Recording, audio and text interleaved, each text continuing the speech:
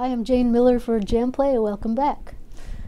In the last lesson we talked about soloing over 2/5s. I wanted to talk a little bit more about 2/5s with you now and get a sense of what they sound like, how they function in a song, where you can listen for them. It's one of the most popular progressions in popular music, not just jazz. I mean, you hear 2/5s all the time, either when they resolve to their one chord or when they don't. So let's say we're in the key of G. G is 1, A is 2. If you just think of even the scale, G is 1, A is 2, B is 3, C is 4, D is 5, E is 6, F sharp is 7, back to 1 on G. But the important ones that we're dealing with now are 2, which is A, and 5, which is D. Now in the scheme of things, in the diatonic scheme of things, the 1 chord is major, 2 chord is minor, 3 chord is minor, 4 chord is major, and the 5 chord is dominant. So what we're going to look for, or if you're dealing with triads, it's a major triad, but in 7th chords, that's a dominant 7th chord on the 5. So by diatonic, we mean these are the notes in the chord that fall naturally in the key. We're not altering anything. We're just building a chord on those notes that fall naturally in the scale. So a 2/5 in the key of G means the 2 chord is A minor 7, and the 5 chord is D7. The 1 chord, G major 7. None of those chords have any altered notes in them, so they all use notes that just come plucked right out of that G major scale. So here's what it sounds like if it's going to resolve to the 1 chord. There's A minor, let's make it A minor 7. Here's D7.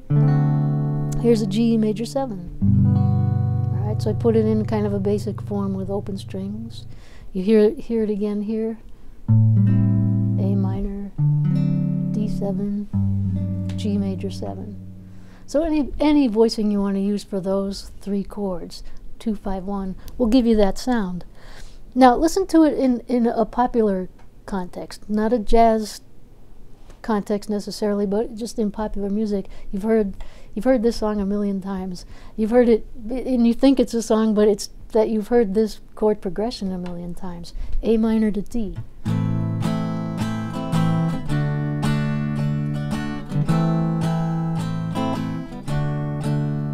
Hanging on it, staying with it, A minor to D.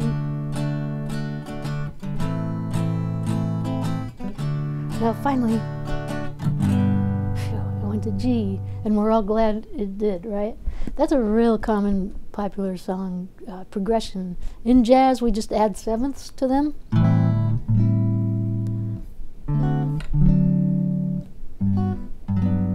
Right? And you get yourself a 2-5-1. Now, what if it doesn't resolve to 1? So like that example of in the popular song A minor going to D for a long time before it eventually does resolve, we might hear this for a while, and we might want to vamp on a 2/5 for a while without ever going to the 1 chord. We'll put a Latin groove to it. We'll put a bossa nova groove to it.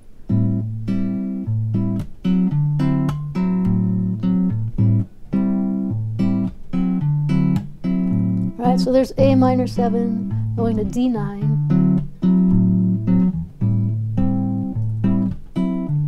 We could stay here for a while, right? I'm not giving you any kind of indication that it's going to resolve yet. I'm staying with a natural tension on that 5 chord.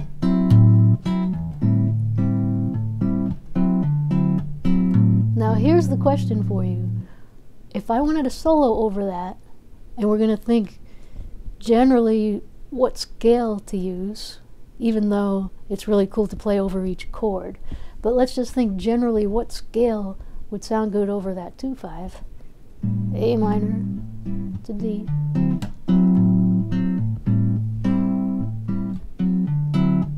Think about it. It's a 2/5 in the key of G, so G major scale.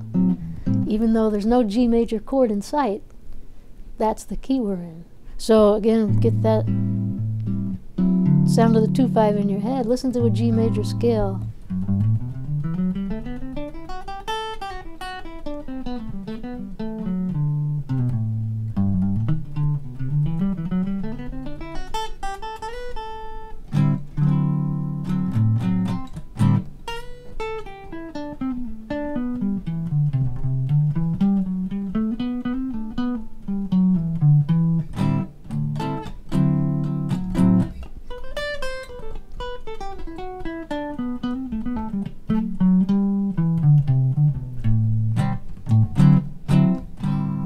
G major works over the 2-5 even if it doesn't resolve to 1. Let's say it does resolve to 1. Now I want to make that dominant chord, the 5 chord, an altered chord to really set up the resolution. All right, so when you hear that altered chord,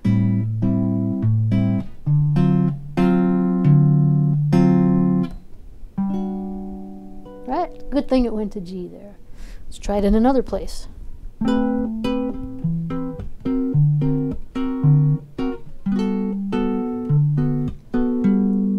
So I played A minor 9 this time, D7 flat 13 to G major 9. 2-5-1, just with some tensions on there. The 5 chord you want to make altered.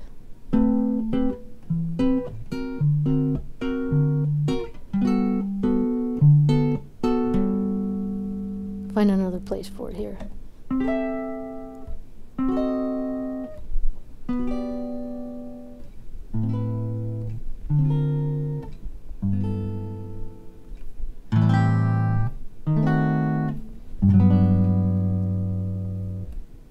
Okay, so that's the story with 2-5s.